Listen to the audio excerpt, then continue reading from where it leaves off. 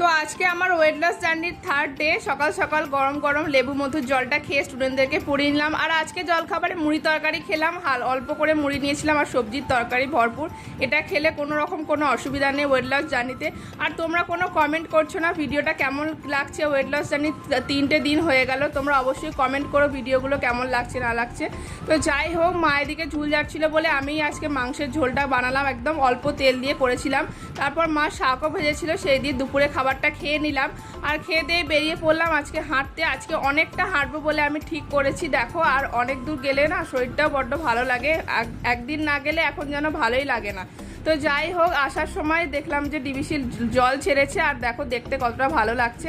তারপর আসলাম, দেখো জামাটা একদম ভিজে গেছে, ঘামেতে অনেকটা ঘাম ঝরেছে আজকে।